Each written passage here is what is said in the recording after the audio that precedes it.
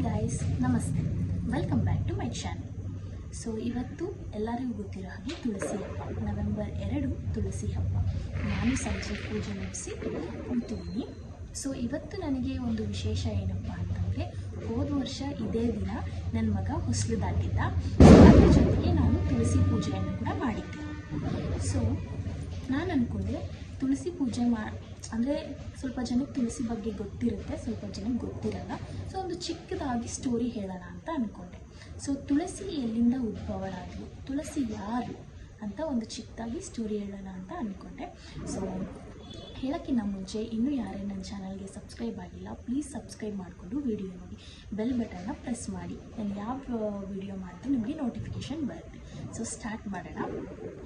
So ಸರ್ವ ಸೌಭಾಗ್ಯಪ್ರದಾಯಿನಿ ಸರ್ವರೋಗ ವಿನಾಶಿನಿ ವಿಷ್ಣುಪತ್ಯೇ ನಮಃ. ಓಂ ನಮೋ ತುಳಸಿ ದೇವಿಯೇ ನಮಃ. ಸೊ ತುಳಸಿ ಬಂದು ಕಾಲಮೇಯಿ ಅನ್ನೋ ಒಬ್ಬ ರಾಕ್ಷಸನ ಮಗಳು. ಅವಳ ನಿಜವಾದ ಹೆಸರು ಬೃಂದಾದೇವಿ. ಸೊ ತುಳಸಿ ದೇವಿ ಬಂದು ಅಪಾರವಾದ ವಿಷ್ಣು ಭಕ್ತೆ. ಆಕೆ ತನ್ನ ಆಸ್ಥಾನದಲ್ಲಿ ವಿಷ್ಣುವಿಗಾಗಿ ಒಂದು ಗುಡಿಯನ್ನು ನೇಮ ಮಾಡಿಕೊಂಡು ಅಲ್ಲಿ ವಿಷ್ಣುವನ್ನು ಆರಾಧಿಸ್ತಾ ಇರ್ತಾಳೆ. ಮತ್ತು ಆಕೆ ಪತಿವ್ರತೆ, ಅಂದರೆ ತುಂಬ ಪೂಜೆಯನ್ನು ಮಾಡಿಕೊಂಡು ಗಂಡನಿಗೆ ಯಾವಾಗಲೂ ಒಳ್ಳೆಯದಾಗಲಿ ಅಂತ ಬಯಸುವಂಥ ಒಂದು ಹೆಣ್ಣುಮಗಳು ಬೃಂದಾದೇವಿ. ಆಕೆಯ ಗಂಡ ಬಂದು ಜಲಂಧರ ಯಾರು ಅಂತಂದರೆ ಶಿವನ ಒಂದು ಅಂಶ. ಒಂದಿನ ಹೀಗೆ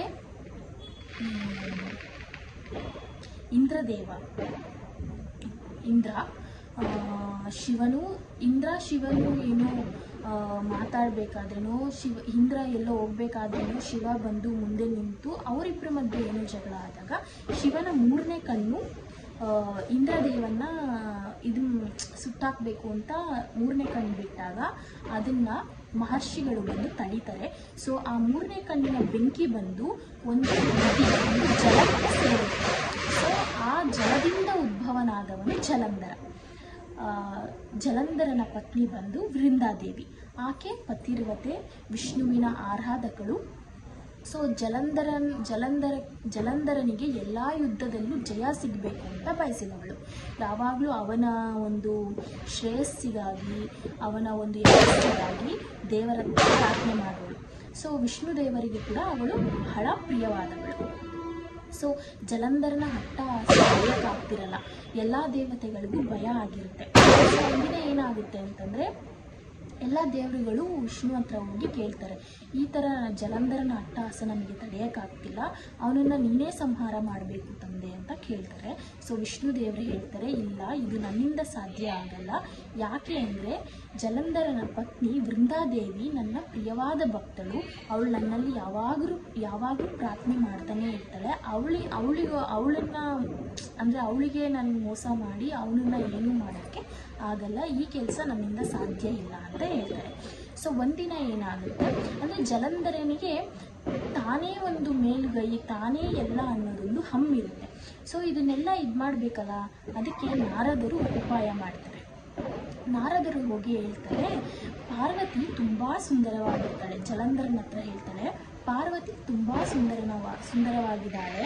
ಅವಳು ಆ ಶಿವನ ಬಳಿ ಇರೋದಕ್ಕಿಂತ ನಿನ್ನ ಬಳಿ, ನಿನ್ನ ಆಸ್ಥಾನದಲ್ಲಿ ಇದ್ದರೆ ಚೆನ್ನಾಗಿರುತ್ತೆ ಅಂತ ನಾರದರು ಜಲಂಧರ ಹತ್ರ ಹೇಳ್ತಾರೆ. ಸೊ ಜಲಂಧರ ಬಂದು ಹೌದಲ್ಲ ಅಂತ ಯೋಚನೆ ಮಾಡಿಬಿಟ್ಟು ಪಾರ್ವತಿ ದೇವಿ ಒಂದು ಅವರ ವಿಹಾರದಲ್ಲಿ ಇರಬೇಕಾದ್ರೆ ಶಿವನ ಮಾರುವೇಷದಲ್ಲಿ ಹೋಗ್ತಾರೆ.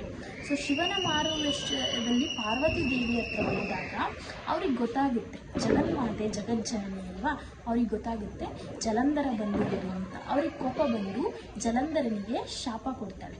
ಏನಂತ, ನೀನು ಯಾವ ಥರ ನನಗೆ ಮಾರುವೇಷ ಹಾಕ್ಕೊಂಡು ಬಂದಿದೆಯೋ ಅದೇ ಥರ ನಿನ್ನ ಹೆಂಡತಿ ಹತ್ರನೂ ಯಾರಾದರೂ ಮಾರುವೇಷ ಹಾಕ್ಕೊಂಡು ಬಂದೇ ಬರ್ತಾರೆ, ಇದು ನನ್ನ ಶಾಪ ಅಂತ ಹೇಳ್ತಾಳೆ.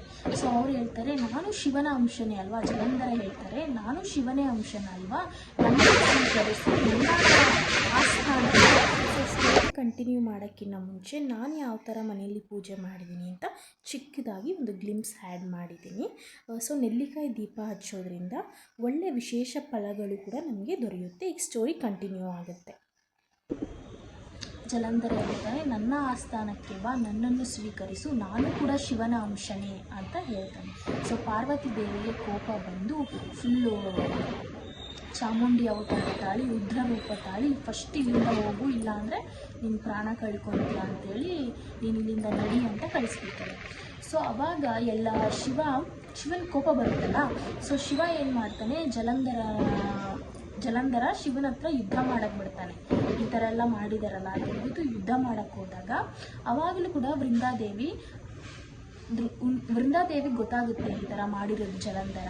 ಅವಾಗ ತಪ್ಪು, ಈ ಥರ ಮಾಡಬಾರ್ದು ಅಂತ ವೃಂದಾದೇವಿ ಜಲಂಧರನಿಗೆ ಹೇಳಿದಾಗ, ಇಲ್ಲ, ನನಗೆ ಆಕೆ ಸುಂದರವಾಗಿದ್ದಾಳೆ, ಆಕೆ ನನ್ನ ಆಸ್ಥಾನದಲ್ಲೇ ಇರಬೇಕು, ನಾನು ಶಿವನ ಅಂಶನೇ ಅಲ್ವಾ ಅಂತೇಳಿ ಶಿವನ ಮೇಲೆ ಯುದ್ಧ ಮಾಡೋಕ್ಕೆ ಹೋಗ್ತಾನೆ.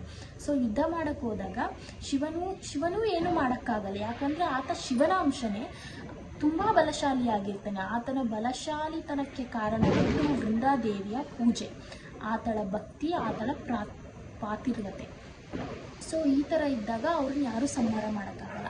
ನಾರದ ಮುನಿಗಳು ವಿಷ್ಣು ಹತ್ರ ಹೋಗಿ ತುಂಬ ಬೇಡಿಕೊಳ್ತಾರೆ, ಈ ಥರ ಆದರೆ ಭೂಲೋಕದಲ್ಲೇ ಆಗಲಿ ಸ್ವರ್ಗಲೋಕದಲ್ಲೇ ಆಗಲಿ ಯಾರಿಗೂ ಉದ್ಗಾಲ ಇರಲ್ಲ, ಜಲಂಧರ ತನ್ನ ರಾಕ್ಷಸರೆಲ್ಲರನ್ನೂ ಕರ್ಕೊಂಡು ಯುದ್ಧ ಮಾಡಕ್ಕೆ ಬಂದಿದ್ದಾನೆ ಅಂತ. ಸೊ ಜಲಂಧರನ ಸಂಹಾರ ಮಾಡಬೇಕು ತಂದೆ ನೀನೇ ಅಂತ ವಿಷ್ಣು ದೇವರನ್ನ ಕೇಳ್ತಾರೆ ಎಲ್ಲ ನಾರದ ಮುನಿಗಳು. ಸೊ ಆವಾಗ ವಿಷ್ಣುದೇವರು ಏನು ಮಾಡ್ತಾರೆ, ಜಲಂಧರನ ಮಾರುವೇಷದಲ್ಲಿ ವೃಂದಾದೇವಿಯು ಪೂಜೆ ಸಂದರ್ಭದಲ್ಲಿ, ಅಂದರೆ ಪೂಜೆ ಮಾಡ್ತಾ ಕೂತಿರ್ತಾಳೆ ವೃಂದಾದೇವಿ ಶಿವನ ಹತ್ರ ಜಲಂಧರ ಯುದ್ಧ ಮಾಡೋಕ್ಕೆ ಹೋದಾಗ ಆಕೆ ಏನು ಮಾಡ್ತಾಳೆ, ಪೂಜೆನ ಅರ್ಧದಲ್ಲೇ ನಿಲ್ಲಿಸಬಾರ್ದು. ಆಕೆ ಪೂಜೆ ಮಾಡ್ತಾ ನನ್ನ ಗಂಡ ವಿಜಯಶಾಲಿಯಾಗಿ ಬರಬೇಕು, ಎಷ್ಟಾದರೂ ತನ್ನ ಗಂಡನಿಗೋಸ್ಕರನೇ ಅಲ್ಲ ಆತಳು ಪೂಜೆ ಮಾಡ್ತಿರೋದು, ನನ್ನ ಗಂಡ ವಿಜಯಶಾಲಿಯಾಗಿ ಬರಬೇಕು, ಅಲ್ಲಿವರೆಗೂ ನಾನು ಪೂಜೆ ಬಿಡಲ್ಲ ಅಂತೇಳಿ ಪೂಜೆ ಮಾಡ್ತಾ ವ್ರತ ಕೂತಿರ್ತಾಳೆ. ಆಗ ವಿಷ್ಣುದೇವರು ಜಲಂಧರನ ರೂಪವಾಗಿ ವೃಂದಾದೇವಿಯರನ್ನ ಗೆದ್ದಿದ್ದಾರೆ ಅಂತ ಹೇಳಿ ಆಕೆ ಪೂಜೆನ ಅರ್ಧದಲ್ಲೇ ಬಿಟ್ಟು ಬರ್ತಾಳೆ. ಸೊ ಪೂಜೆ ಅರ್ಧದಲ್ಲೇ ಬಿಟ್ಟು ಬಂದ ಕ್ಷಣ ಅಲ್ಲಿ ಶಿವನು ಜಲಂಧರನ ತಲೆಯನ್ನು ಕತ್ತರಿಸ್ತಾನೆ. ಸೊ ಶಿವ ಜಲಂಧರನ ತಲೆಯನ್ನು ಕತ್ತರಿಸಿದಾಗ ಆ ತಲೆ ಬಂದು ಅವರ ಆಸ್ಥಾನದಲ್ಲಿ, ಅಂದರೆ ವೃಂದಾದೇವಿ ಎಲ್ಲಿ ಪೂಜೆ ಮಾಡ್ತಿರ್ತಾಳೋ ಆಸ್ಥಾನಕ್ಕೆ ಬಂದು ಬೀಳುತ್ತೆ. ಆಗ ವೃಂದಾದೇವಿಗೆ ಆಶ್ಚರ್ಯ ಆಗುತ್ತೆ, ಇಲ್ಲಿರೋದು ಯಾರು, ಈ ತಲೆ ಯಾರ್ದು ಅಂತ. ಆಗ ವಿಷ್ಣುದೇವರು ತನ್ನ ನಿಜ ಸ್ವರೂಪನ ತೋರಿಸ್ತಾರೆ. ಹಾಗೆ ವೃಂದಾದೇವಿಗೆ ತುಂಬ ದುಃಖ ಆಗುತ್ತೆ. ತುಂಬ ದುಃಖ ಆಗಿ, ನಾನು ನಿಮ್ಮನ್ನ ಇಷ್ಟು ಪ್ರೀತಿಯಿಂದ ಪೂಜೆ ಮಾಡ್ತೀನಿ, ಆದರೆ ನೀವು ಈ ಥರ ಮಾಡಿದ್ದೀರಲ್ಲ ಅಂತ ಹೇಳ್ಬಿಟ್ಟು ವೃಂದಾದೇವಿ ಕೋಪದಿಂದ ಆಕೆಗೆ ಒಂದು ನೋವಿನಿಂದ ಆಕೆ ಶಾಪ ಕೊಡ್ತಾಳೆ. ಏನಂತ, ನೀವು ಕಲ್ಲಾಗಿ ಹೋಗಿ ಅಂತ. ಅದಕ್ಕೆ ಅವರು ಸಾಲಿಗ್ರಾಮವಾಗಿರ್ತಾರೆ. ಸೊ ನೀವು ಕಲ್ಲಾಗಿ ಹೋಗಿ ಅಂತ ವೃಂದಾದೇವಿ ಸಾಲಿಗ್ರಾಮ ವಿಷ್ಣುಗೆ ಹೇಳಿದಾಗ ಅವರು ಕಲ್ಲಾಗಿ ಹೋಗ್ತಾರೆ. ಅದನ್ನು ನಾವು ಸಾಲಿಗ್ರಾಮ ಅಂತ ಕರೆಯೋದು. ಸೊ ಇದೆಲ್ಲ ಆದಮೇಲೆ ತನ್ನ ಗಂಡನ ತಲೆಯನ್ನು ಎತ್ಕೊಂಡು ಆಕೆ ಕೂಡ ಸತಿ ಸಹಗಮನ ಪದ್ಧತಿ, ಅಂದರೆ ಆಕೆ ಕೂಡ ಚಿತೆಗೆ ಹಾರಿ ಪ್ರಾಣ ಬಿಡ್ತಾಳೆ. ಆ ಚಿತೆಯಿಂದ ಹುಟ್ಟಿದ್ದೇ ತುಳಸಿ. ಆ ಚಿತೆಯಿಂದ ಒಂದು ಗಿಡ ಹುಟ್ಟುತ್ತೆ, ಅದನ್ನು ವಿಷ್ಣುದೇವರು ಕೈಯಲ್ಲಿ ತಗೊಂಡು ತುಳಸಿ ಅಂತ ಮಾಡ್ತಾರೆ. ಆ ತುಳಸಿ ದೇವಿಗೆ ವಿಷ್ಣುದೇವರು ಒಂದು ವರ ಕೊಡ್ತಾರೆ. ಅಂದರೆ ತುಳಸಿ ದೇವಿ ಕೇಳ್ತಾರೆ, ನನ್ನ ಗಂಡ ಇಲ್ಲ, ಇವಾಗ ಏನು ಮಾಡೋದು, ನೀವೇ ನನ್ನ ಮದುವೆ ಆಗಬೇಕು ಅಂತ. ಅಂದರೆ ಯಾಕೆ ನೀವೇ ನನ್ನ ಮದುವೆ ಆಗಬೇಕು ಅಂತ ಕೇಳ್ತಾಳೆ. ಸೊ ಅದಕ್ಕೆ ವಿಷ್ಣುದೇವರು ಹೂ ಅಂತ ಹೇಳಿ ಅವರನ್ನು ಮದುವೆ ಆಗ್ತಾರೆ. ಇದಕ್ಕಿಂತ ಮುಂಚೆ ಕಲ್ಲಾಗಿದ್ದವರು ಹೇಗೆ ನಾರ್ಮಲ್ ಪರಿಸ್ಥಿತಿಗೆ ಬರ್ತಾರೆ ಅಂತಂದರೆ, ಲಕ್ಷ್ಮೀದೇವಿ ಹೋಗಿ ವೃಂದಾದೇವಿನ ಪ್ರಾರ್ಥನೆ ಮಾಡ್ತಾರೆ, ನನ್ನ ಗಂಡನ ವಾಪಸ್ಸಿಗೆ ಮರಳಿಸಿಕೊಡು ಅಂತೇಳಿ. ಆವಾಗ ವೃಂದಾದೇವಿ ತನ್ನ ಶಾಪವನ್ನು ವಾಪಸ್ ತಕ್ಕೊಂಡು ಅವರಿಗೆ ನನ್ನನ್ನು ಮದುವೆಯಾಗು ಅಂತ ಕೇಳಿದ್ದಕ್ಕೆ ವಿಷ್ಣುದೇವರು ವೃಂದಾದೇವಿ ಅಂದರೆ ತುಳಸಿಯನ್ನು ವಿವಾಹ ಆಗ್ತಾರೆ. ಸೊ ಇದು ತುಳಸಿ ಹುಟ್ಟಿದಂತಹ ಕತೆ. ಸೊ ಆವಾಗ ವಿಷ್ಣುದೇವರು ಒಂದು ವರ ನೀಡ್ತಾರೆ, ನಿನ್ನನ್ನು ಯಾರು ಪೂಜೆ ಮಾಡ್ತಾರೋ ಅವರಿಗೆ ಸಕಲ ಐಶ್ವರ್ಯ, ಸಕಲ ಸಂಪತ್ತು, ಸೌಭಾಗ್ಯ ಎಲ್ಲನೂ ಸಿಗುತ್ತೆ ಅಂತ. ನಿಮಗೆ ಗೊತ್ತಿರ್ಬೋದು, ನಾವು ವಿಷ್ಣುದೇವರು ಅಂದರೆ ವೆಂಕಟೇಶ್ವರ ಅಂತಲೇ ಅನ್ಕೊಳ್ಳೋಣ. ಅವರಿಗೆ ಎಷ್ಟೂ ಪ್ರಸಾದ ಇಟ್ಟರು ಆ ಪ್ರಸಾದದಲ್ಲಿ ಒಂದು ದಳ ತುಳಸಿ ಇರಲೇಬೇಕು. ತುಳಸಿ ಇಲ್ಲದಿದ್ದರೆ ಅವರಿಗೆ ನೈವೇದ್ಯ ಸಂಪೂರ್ಣ ಆಗದೇ ಇಲ್ಲ.